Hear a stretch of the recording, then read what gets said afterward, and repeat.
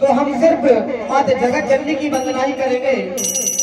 तो कहना भैया कि माँ भगवती आरंभ है और माँ भगवती मूल। और कहना है कि माँ की ममता है अमर, कि पूत सपूत कपूत पे मैया कर दया की भूल।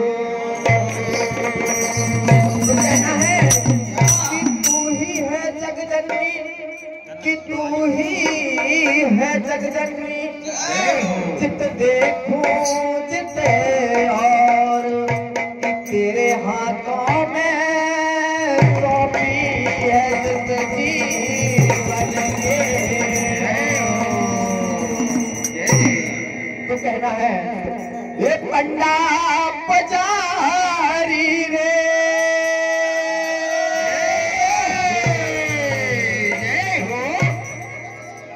ये पंडा पुजारी रे,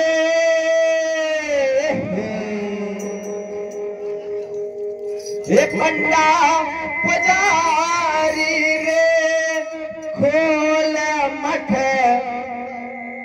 मढ़िया के दरबार।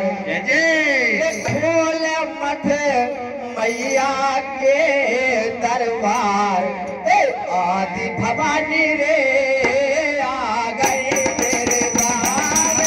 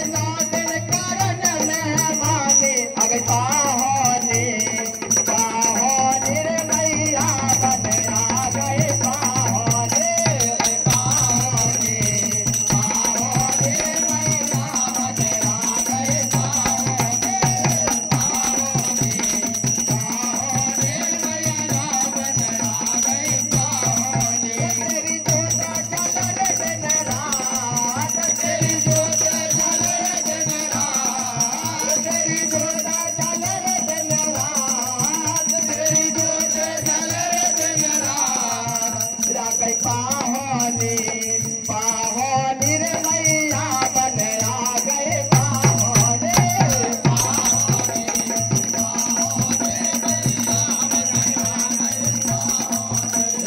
पाहोनी पाहोनी रे मैया बन आ गए पाहोनी